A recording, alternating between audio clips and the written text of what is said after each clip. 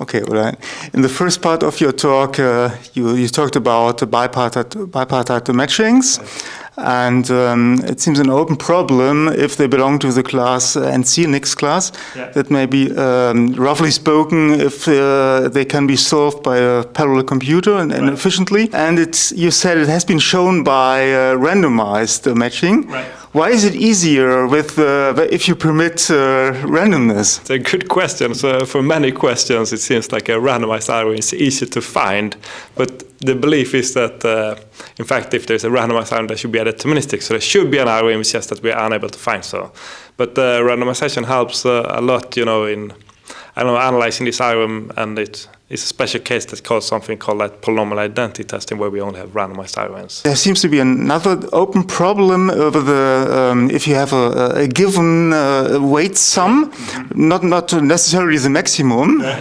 What could be a possible application for this, or is it just mathematically interesting? Or? Okay, so I think this is very interesting mathematically. There is also a bigger picture where it's very difficult to combine these exact weight constraints, like this is called something like subset sum, with techniques that is usually used in combinatorial optimization, like linear programming.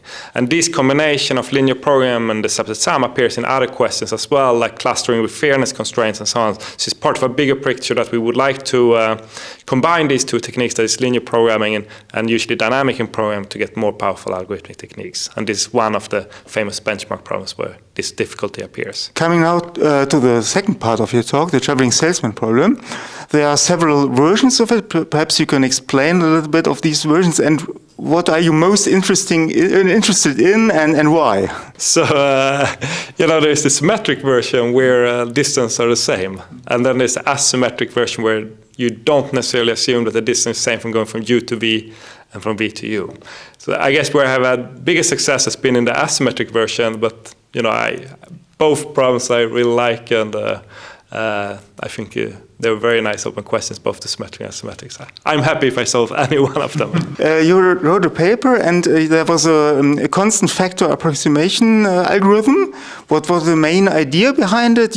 We heard about laminar families and local connectivity. Has it to do with that? And perhaps you can explain a little bit. Yes, so it followed a sequence of work where in the first paper, we had like a constant factor for special metrics. And what we did then together with Jakob and Laszlo was to use structure from like polyhedral combinatorics to simplify the weight function in general, say that we only need to look at very special weight functions where we could basically apply the previous techniques. Has there been much progress in the TSP over the last years, and what do you expect for the near future? What are your expectations here? Okay, so first of all, there has been progress on a symmetric case by Vera and Jens here at Bonn, so they get a better guarantee and maybe more importantly a simpler approach.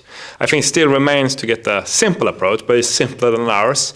And for the symmetric variant, there was also a breakthrough work in 2021 where they managed to improve the Christofides guarantee from the 70s by a small amount, but they managed to improve it. And this, I think, is very exciting as well, and I believe that there will be further improvements coming the next couple of years.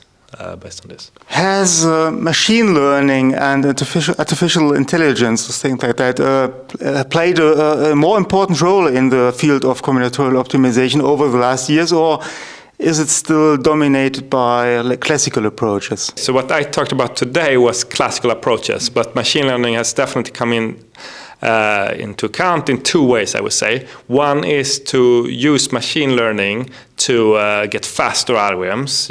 Maybe in the simplex algorithm, you will have a machine learning that predicts which pivot to take to get a faster algorithm. That's one example. Another one is to use combinatorial optimization together with machine learning to get very good algorithms if like the machine learning algorithm is correct, but still robust towards errors. You get some robustness guarantees. So I think this is very exciting areas in the future. You spoke about Vera and Jens. How close are your ties to Bonn, and how close do you work together with them? So I have very close ties. I think I've been here several times for the Hausdorff Center for Programs, and of course I have very similar taste to Vera and Jens, and we talk frequently.